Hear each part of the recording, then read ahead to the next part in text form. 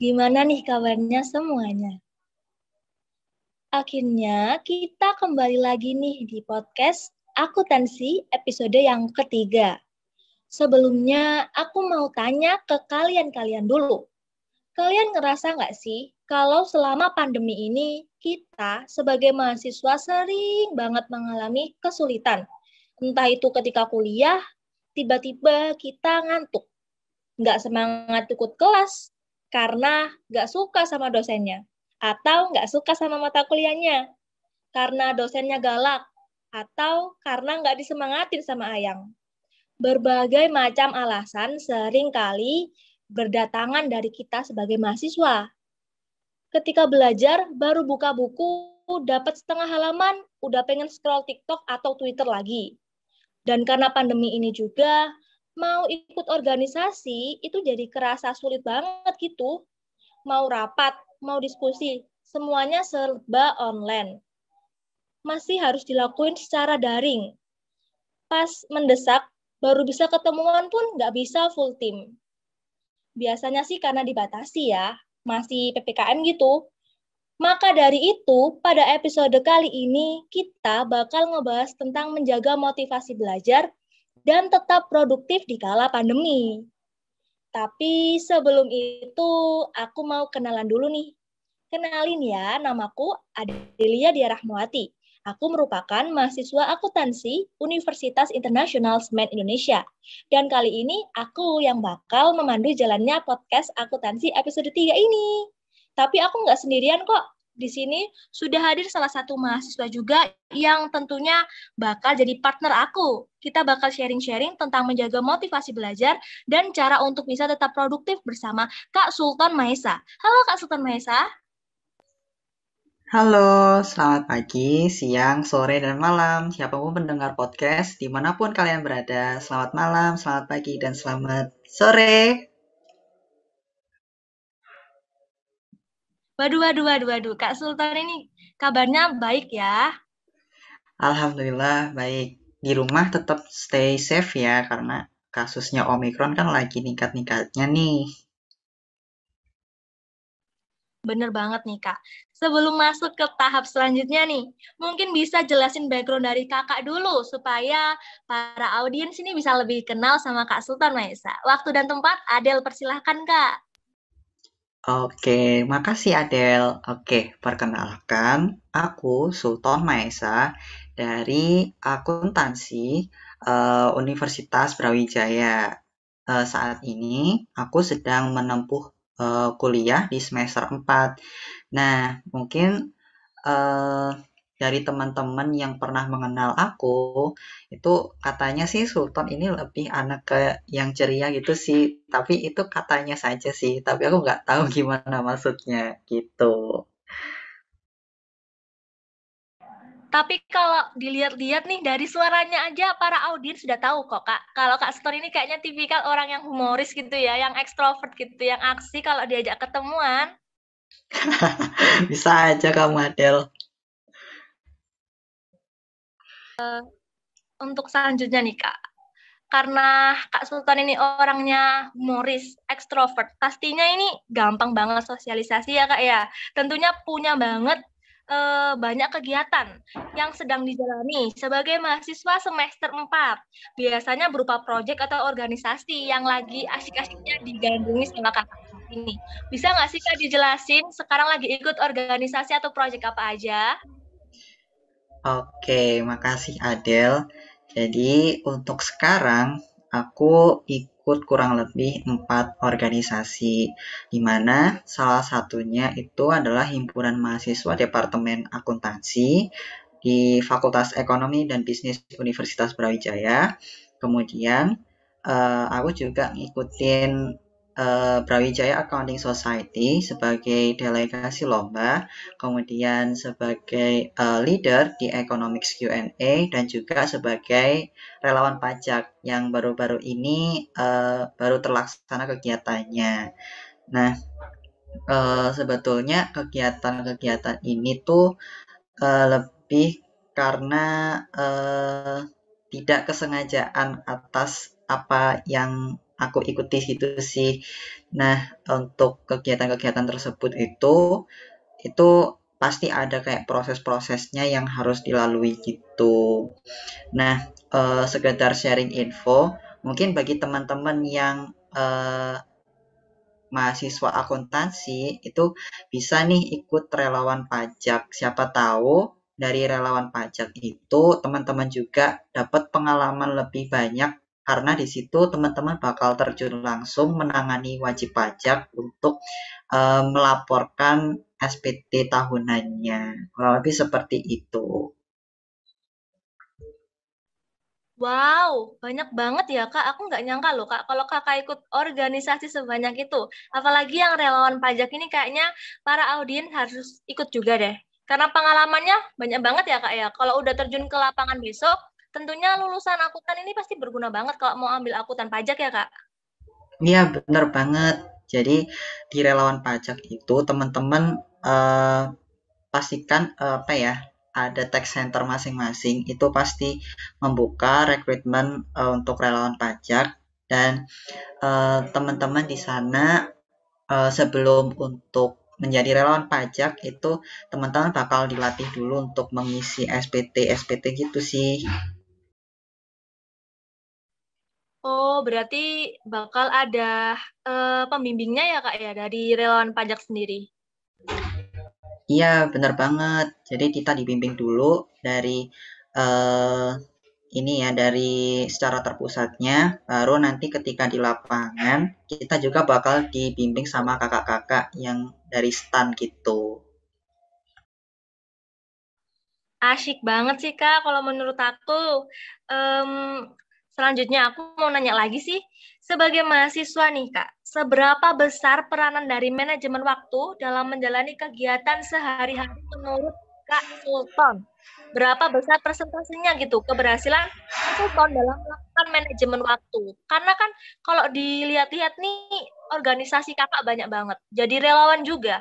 Pasti manajemen waktu Kakak ini udah bener-bener stabil ya, udah kayak optimal gitu baginya. Gimana tuh, Kak? Berapa persentase bagiannya? Makasih buat pertanyaannya. Jadi, manajemen waktu itu ada kalanya itu bisa berhasil dan juga ada kalanya kita merasa karena itu berulang terus ya. Jadi kayak merasa udah jenuh dan akhirnya kita gagal untuk melaksanakan manajemen waktu tersebut.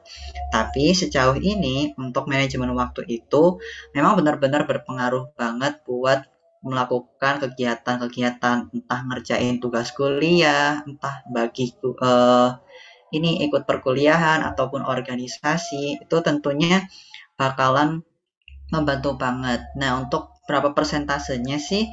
Kalau sejauh ini pastinya udah lebih dari 50% sih ya untuk ke tingkat keberhasilannya. Nah, sejauh ini mungkin kalau seumpama kegagalan-kegagalan yang terjadi itu lebih karena kita udah merasa bosan dengan kegiatan-kegiatan yang kita lakukan. Karena kan kalau manajemen waktu tuh berarti kita berupaya semaksimal mungkin bagaimana cara kita membagi waktu ini antara kuliah, organisasi, dan juga misalnya ikut lomba-lomba, itu kan harus dipikir matang-matang tuh. Nah, dari situ itu sebetulnya ada tidak apa ya, istilahnya ada salah satu cara yang aku biasa lakuin itu biasanya pakai skala prioritas. Jadi aku udah ngelis duluan nih kira-kira untuk hari ini aku mau ngerjain apa. Nah, kadang untuk satu hari tuh eh, apa ya istilahnya aku kadang sampai ngelis untuk semua target yang akan aku eh, deadline misalnya deadline-nya itu 1 minggu lagi cuma aku masukin itu pada hari itu juga kayak eh, berusaha untuk bisa menyelesaikannya ya meskipun pada akhirnya nggak selesai sih nggak bisa nyelesain yang itu tapi nggak apa-apa sebetulnya kalau kita udah tahu ngelis semua untuk kerjaan-kerjaan kita atau to-do list kita, itu berarti kan ada beberapa yang udah selesai. Kalau selama belum selesai, kita bisa lakuin di hari selanjutnya gitu. Jadi lebih ke bagaimana cara kita untuk apa ya memaksimalkan waktu ya. Istilahnya kalau eh, kalau waktunya agak nganggur tuh agak sayang isi kalau seumpama kita ini untuk tidak melakukan apa-apa gitu. Wah, jadi kakak ini pakai metode skala prioritas, sama juga pakai to-do list ya kak ya, untuk membagi kegiatan harian seperti berorganisasi sama jadwal kuliahnya. Iya, bener banget. Jadi mereka tuh sering membantu aku. Terus ini nih, kayak kita ngerjain sesuatu itu, meskipun kita lagi males nih misalnya, itu kita paksain aja, kayak kita bikin asumsi, oh udah deh kayaknya 10 menit lagi aku ngerjain cuma 10 menit aja. Ntar kayak ngerasa apa ya, bablas gitu loh waktu 10 menit itu nggak kerasa untuk dikerjain tugas-tugasnya. Oh ternyata kalau seumpama selesai ini satu soal misalnya, oh itu ternyata asik ya. Ternyata kita jadi pengen tahu terus mau belajar gitu. Jadi itu pakai ya metode memanipulasi otak kita supaya mau bekerja gitu sih. Oh, itu yang metode Pomodoro bukan sih kak, yang supaya dopamin di otak itu jadi kayak ngerasa ketagihan buat belajar. Ya, metode Pomodoro tuh bener. Kalau Pomodoro kan dibagi tuh antara 40, apa ya? Pokoknya 30, 20, aku kurang tahu sih pembagiannya gimana. 30 untuk belajar, 20 istirahat, apa 10 gitu, lupa aku. Terus selanjutnya kayak berulang gitu. Tapi menurut aku kalau pakai metode Pomodoro itu lebih cenderung kita kayak habis ngerjain sesuatu nih, ntar kan kita ada waktu untuk istirahat nih. Kalau seumpama kita benar-benar kecanduan banget, misalnya sama media sosial, itu malah waktu istirahat itu bakalan digunain untuk scroll-scroll media sosial gitu. Jadinya lebih baik sih kita pakai asumsi yang tadi gitu, menurut aku. Baik, Kak. Selanjutnya nih, dari asumsi yang tadi, asumsi supaya skala prioritas sama to-do list tadi, apakah selama menggunakan metode tersebut, Kak Sultan juga pernah nih mengalami kesulitan dalam mengatur waktu walaupun sudah pakai metode tersebut? Terus juga apakah ada kayak tantangan tersendiri buat mengatur hal tersebut, Kak? Karena kan walaupun kita sudah merencanakan, biasanya realitanya tuh masih tidak sesuai sama ekspektasi kita gitu, Kak. Nah, itu mengatasinya gimana, Kak? Ya, pasti kesulitan itu bakal dialami oleh 100% mahasiswa yang ada di dunia. Nah, ini asumsi aku 100% itu. Karena apa? Karena kita nggak bakalan selalu mulus gitu sih kalau misalnya kita bikin plan gitu. Ada kalanya kalau misalnya kita lagi hektik banget dan kita sampai lupa buat ngelis untuk kegiatan-kegiatan apa yang akan kita lakukan, misalnya gitu. Kayak misalnya di organisasi, kita lupa nih buat ngelis rapat, misalnya nanti jam jam setengah 7 ada rapat koordinasi misalnya. Nah, sementara pada saat itu juga kita ada kelas asistensi dari dosen misalnya gitu. Nah, itu kan otomatis kayak kita berusaha gimana nih, kok ada dua jadwal yang bertabrakan nih, gimana caranya menghadapinya? Nah, itu sebetulnya kan banyak alternatifnya kan. Kalau di online gini sih, bisa sih kalau seumpama kita bikin double device gitu kan. Cuma kita nggak bisa bakal dengerin 100% keduanya, karena otak itu hanya akan fokus pada salah satu suara aja gitu kan, pada prinsipnya. Ya agak sulit sih ya kalau semua kita mendengarkan dua informasi yang berbeda dalam satu waktu gitu. Nah, itu biasanya alternatifnya adalah kita bisa merekord untuk salah satu yang kita pengen kerjain itu nanti aja. Nah, kalau di sini karena misalnya di sini ada kelas asistensi dosen dan juga ada rapat himpunan ataupun rapat organisasi, oke, berarti kayaknya lebih pentingan yang kuliah deh, asistensi dari dosen. Oke, berarti di sini aku tempatin diriku untuk memfokuskan atau melihat secara lebih detail materi yang dijelaskan oleh asisten dosen. Nah, untuk yang kegiatan himpunan itu akan aku record gitu dari komputer.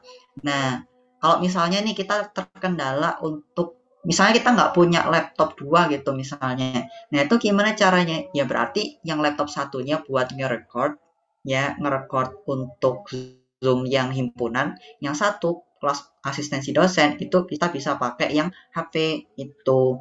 Tapi rata-rata kalau seumpama rapat-rapat itu emang biasanya dilakukan malam-malam kalau seumpama eh, ini ya himpunan atau organisasi. Jarang banget kalau seumpama ada yang pagi karena itu bakalan mengganggu waktu kuliah dari setiap anggota gitu. Nah, selama pandemi ini sebenarnya tantangannya tuh banyak banget kayak dari jaringan ya hal-hal klasik seperti itu entah dari ini apa namanya rasa malas ataupun kita tidurnya kemalaman terus paginya itu kita malah telat kelas gitu.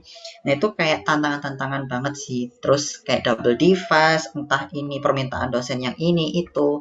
Nah itu kayaknya perlu kita hadapi aja sih kayak menurut aku misal nih dosen kita bener-bener killer, sekiller-killernya gitu.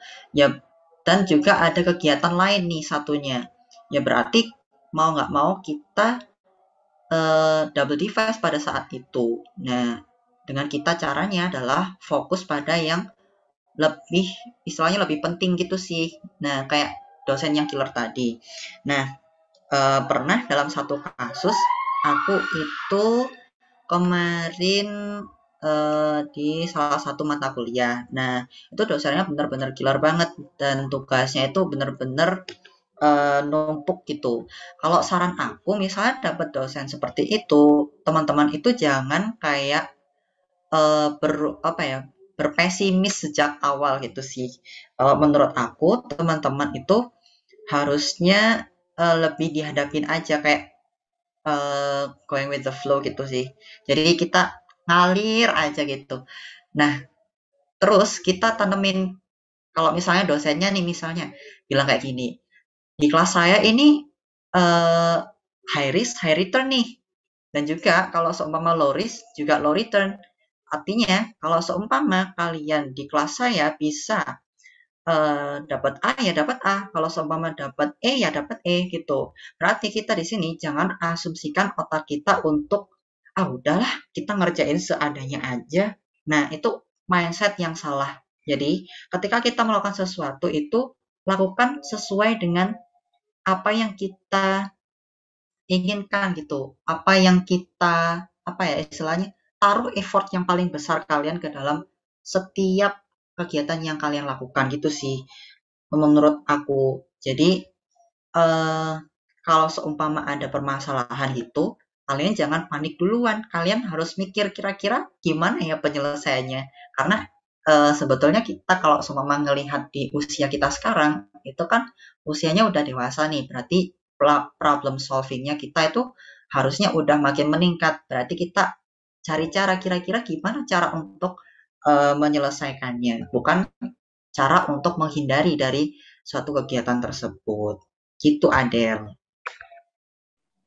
Wow, itu tadi kayak penjelasan yang benar-benar amazing banget sih Kak menurut aku. Karena bisa ngasih pemahaman audiens bahwasannya setiap masalah yang kita hadapi ke depannya itu pasti bisa diselesaikan. Nggak harus muluk-muluk gitu Kak. Yang aku tangkap dari Kak Sultan nih, orangnya itu benar-benar kalau ada masalah itu bisa santai menghadapinya, tapi selesai juga gitu masalahnya. Dan yang aku penasaran nih, satu hal nih Kak, kok bisa menjaga motivasi belajar dan melakukan hal tersebut? Selama 4 semester ini kok bisa melakukan manajemen waktu yang benar-benar baik? Pastinya kalau untuk mahasiswa baru seperti Adel, kesulitan sih Kak, jujur. Karena di posisi kakak yang benar-benar jadwalnya padat, lalu ketemu dosen yang seperti itu pula, pasti ada lebih banyak mengeluh daripada nemuin solusinya. Bagaimana cara kakak bisa menjaga motivasi belajar? Dan juga cara handle rasa-rasa capek sama mengeluhnya itu Kak. Walaupun kalau misalnya di handle sebenarnya bisa sih, kayak kita ngebayangin kalau kebanyakan ngeluh nanti IPK-nya nggak 4. Tapi kalau dari Kak Sultan ini pasti ada cara-cara ajib kan Kak ya? Silahkan Kak. Iya, bener banget. Sebetulnya menjaga motivasi itu adalah kunci utamanya sih. Jadi selama ini aku selalu punya grup belajar sendiri gitu. Nah, kita kebetulan sejak semester 1 itu emang sering kita upayakan untuk belajar bareng gitu. Nah, terus supaya lebih agak enteng nih, misalnya untuk menghadapi semester-semester lanjutnya. Nah, bisa nih kayak pas liburan semester kita udah mulai nyicil-nyicil kira-kira mata kuliah yang bakal kita tempuh di semester selanjutnya itu apa aja. Jadi kita udah mulai prepare untuk materi-materinya, kemudian latihan soal. Jadi ketika kita menghadapi perkuliahannya itu juga agak enteng untuk ngerjainnya gitu. Nah, untuk motivasi belajar sih nggak terlalu yang gimana-gimana. Di sini tuh mungkin lebih ke ini ya, prinsip-prinsip material gitu ya. Karena kita udah bayar UKT nih, UKT-nya gede-gede gitu kan ya. Nah, otomatis kan di sini agak sayang ya kalau seumpama saya eh, kuliah cuma ngadep, apalagi kan ini online kan, ngadep laptop, paketan sendiri gitu kan, paket data sendiri. Terus ya kalau seumpama dengan UKT sebesar itu kita kayak nyantai-nyantai, itu kayaknya bakal buang-buang waktu sih menurut aku kayaknya. Nah, sehingga di sini lebih ke gimana cara kalian untuk membuat it kan? Aku nggak tahu bahasanya gimana. Cara untuk apa ya istilahnya uh, memberi sesuatu yang lebih atau istilahnya kita menanam sesuatu untuk sebuah panen yang istilahnya lebih besar dan juga lebih berkualitas gitu. Jadi kita berupaya untuk berpikir secara materialistis gitu sih. Karena kita ya backgroundnya akuntansi gitu kan. Jadi lebih ke bagaimana kita dengan jumlah uang yang kita keluarkan, kita berpikir, oh bahwa segini tuh material, oh segini tuh nggak material. Karena ya meskipun kita tahu ya tingkatan material setiap orang itu berbeda. Ada misalnya 500.000 ini material, ada yang 1 juta ini nggak material bagi mereka. Itu kan beda-beda prinsipnya. Sama kayak kita pas kuliah, kalau kita nganggapnya UKT kita kayak, oh rendah nih, ya ya mohon maaf kalau kita bayar UKT tapi kita belajarnya kayak ya leha-leha gitu ya, ya sama aja sih kita kayak foya-foya gitu sih ya. Jadi lebih manfaatkan waktu, terus uh, berpikir secara rasional bagaimana kalian untuk apa ya berkuliah gitu atau belajar. Sama ini satu, kalian mau fokus uh, setelah lulus ini kan pasti kan mikir kan gimana saya kerjanya gitu. Nah rata-rata requirement dari HR itu kan ada require minimum IP kan atau GPA gitu. Nah ketika kita melihat nih di BUMN aja misalnya 3,2 gitu kan. Paling enggak berarti kita IP itu jangan sampai kurang dari 3,2 karena ya meskipun ada sih kesempatan tapi kalau kita bisa seleksi berkas dulu itu otomatis kan lebih ke apa ya istilahnya lebih agak ngenakin sendiri-sendiri kan istilahnya ya kayak tadi sesuatu yang kita tanam bakal kita petik hasilnya. Kalau semua kalian yang uh, nanamnya itu dari bibitnya yang baik, kemudian kalian kasih atau teman-teman kasih ini pupuk yang kualitasnya super, airnya juga sering gitu, otomatis kan hasilnya juga bakalan bagus gitu, insya Allah gitu. Nah, meskipun kita juga nggak bisa terlalu berharap untuk nilai yang diberikan oleh dosen, tapi seenggaknya kita itu udah berusaha semaksimal mungkin, entah jawabin pertanyaan dari dosen ataupun kita apa ya belajar lebih giat itulah istilahnya karena komponen penilaian dari dosen itu kan nggak hanya dari partisipasi aja kan, dari UTS, dari UAS, dari kuis, dari tugas, itu semuanya seperti tadi itu lakukan dengan sepenuh hati gitu. Jangan kayak kalian taruh setengah-setengah gitu kayaknya agak-agak kurang maksimal hasilnya jadinya nanti. Nah, selanjutnya itu kalau semua dari sisi kerja. Jadi kita berupaya untuk mendapatkan IP sebanyak-banyaknya gitu sih. Ya meskipun IP itu tidak menjamin seseorang untuk diterima, tapi paling tidak ya istilahnya itu kita membuka sedikit jalan untuk bisa diterima untuk kerja gitu sih menurut aku.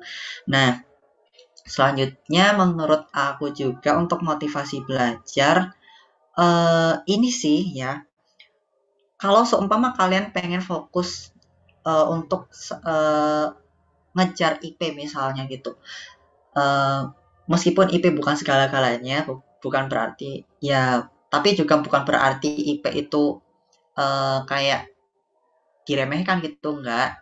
Cuma di sini ketika satu hal yang membuat kalian kecanduan, misalnya hal-hal kecanduan itu yang istilahnya yang bakal bikin kalian ngerasa kuliah ini nggak asik nggak mendingan enakan scroll media sosial nih. Nah itu sebetulnya eh, kalian bisa cegah dengan cara satu, kalian ketika belajar itu HP-nya taruh di luar. Cuma itu kalau seumpama emang belum berhasil, langkah selanjutnya adalah kalian coba deh kira-kira aplikasi apa yang kira-kira menurut teman-teman itu eh, bikin kecanduan. Misalnya kalau kalau yang aku alami di sini adalah biasanya aku sering-sering scroll TikTok itu sih. Jadi aku merasa bahwa TikTok itu agak sedikit buat aku ke distract buat belajar. Akhirnya aku uninstall aja. Nah, misalnya nih ada aplikasi yang emang bener-bener teman-teman butuhkan, tapi teman-teman sendiri itu kecanduan terhadap hal tersebut. Misalnya Instagram nih, karena misalnya Instagram kalian atau teman-teman nih megang bagian media sosialnya sebuah organisasi gitu misalnya. Nah, otomatis di sini kan teman-teman mau mau nggak mau harus tetap keep si Instagram itu tadi kan supaya bisa dibuka. Ya meskipun bisa dibuka lewat laptop. Nah, cuma di sini eh, saran aku sih kayak lebih kita meminimalkan untuk membuka HP karena dengan kita buka HP itu kayak kita jadi bawaannya pengen rebahan aja gitu menurut aku. Jadi salah satu rangkaian cara belajar aku sih dengan untuk motivasi belajar ya itu 4 itu tadi sih gitu. Wow, bener-bener jawaban kakak ini kayak dikemas jadi satu antara motivasi belajar iya, saran iya, tips atau trik juga. Jadi satu bener-bener insightful banget mengatasi struggle para mahasiswa, entah mahasiswa baru atau mahasiswa lama ya kak. Yang aku tangkap sih dari asumsi kakak, ini lebih ke arah mindset ya. Kayak mindset kita tuh harus bisa lebih sesuai, lebih terukur sesuai dengan umur kita juga ya kak ya, udah usia segini pasti udah tahu prioritasnya kemana, dan juga lebih realistis aja ke depannya. Udah bayar mahal-mahal UKT semahal itu walaupun posisinya online, kayaknya nggak worth it aja, nggak maksimal kalau IPK-nya nggak 4, tapi juga nggak maksimal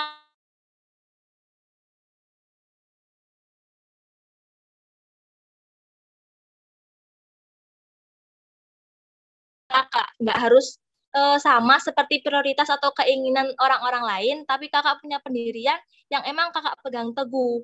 Jadi untuk menggapai beberapa hal yang emang kakak pengen ini lebih cepet gitu nggak sih kak? Iya, bener banget. Menurut aku juga dengan kita punya satu tujuan yang jelas, kiranya itu kita udah tahu nih kira-kira step-step yang harus kita lalui itu seperti apa. Jadi kayak belajar visi misi istilahnya.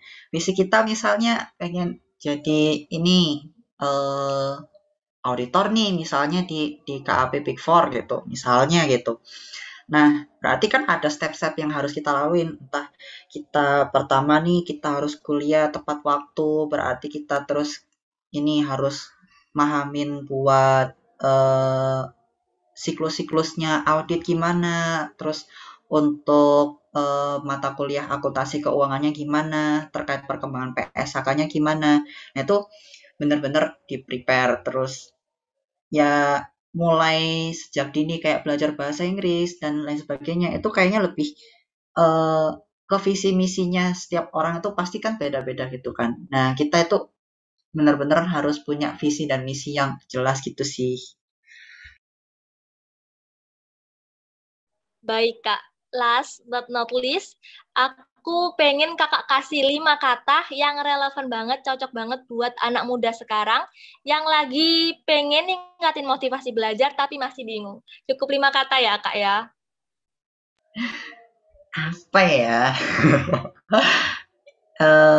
Ini sih, tetapin visi dan misi yang jelas. 6 ya? Nggak apa-apa deh. Dilogiin aja. Baik, akhirnya kita udah sampai di section terakhir nih.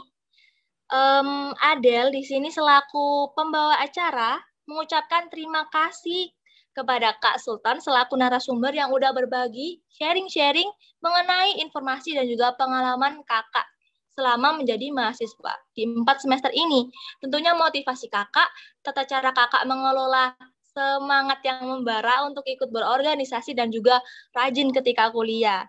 Nah, apabila ada salah kata dan kekurangan, ada selaku pembawa acara meminta maaf kepada Kak Sultan nih Kak, maaf banget kalau kurang maksimal. Dan juga untuk para audiens, terima kasih untuk waktu yang telah kalian berikan untuk dengerin podcast kali ini. Dari Kak Sultan mungkin ada closing statement? Ya, aku mau ngucapin terima kasih juga buat Podaksi untuk ngundang aku sebagai salah satu narasumber dalam kegiatan podcast ini. Jujur, emang kayak ya emang masih perlu belajar lagi. Ya meskipun ada yang lebih bagus lagi daripada aku di sini, tapi setidaknya eh, aku bisa kayak sharing-sharing dikit istilahnya tips-tips apa yang bisa aku bagikan ke teman-teman semua cara ngadepin perkuliahan dan organisasi yang hektik itu. Nah, selanjutnya mungkin dari teman-teman kayak apa ya, ketika teman-teman ngerasa down gitu, itu it's okay teman-teman buat take a break sebentar gitu untuk misalnya nih entah off dari media sosial selama seminggu ataupun teman-teman pengen untuk misalnya oh sebentar deh kayaknya mau jalan-jalan dulu gitu itu nggak apa-apa tapi jangan sampai kebablasan tentunya. Nah selanjutnya kalau misalnya sambat gitu sambat itu wajar. Nah usahakan sambatnya itu kalau punya temen sejawat gitu sambat aja ke mereka gitu karena kita punya temen bilangnya apa kalau nggak bukan sambat. Gitu sih. Tuh, Sobat Podaksi, kalau kalian nggak punya ayang, inget-inget aja nih wejangan dari Kak Sultan. Anggap aja Kak Sultan ini ayang semua Sobat Podaksi. Udah diingetin, udah dapat wejangan. Jadi buat Sobat Podaksi, jangan pernah lupa wejangan dari Kak Sultan. Tetap selalu bagi waktu, tetap naikin motivasi belajar. Nggak apa-apa take break buat istirahat, tapi jangan pernah malas-malasan lagi setelah istirahat. Gitu ya Kak Sultan? Sip, betul banget. Oke, Adel akhiri podcast kali ini. Untuk Sobat Podaksi, jangan lupa nantikan podcast-podcast episode selanjutnya. Dan untuk Kak Sultan, terima kasih atas waktunya. Wassalamualaikum warahmatullahi wabarakatuh. Waalaikumsalam warahmatullahi wabarakatuh. Terima kasih. I'll never regret living for you. That's easy living. That's easy living. When you're in love and love, I'll never regret living for you. That's easy living. When you're in love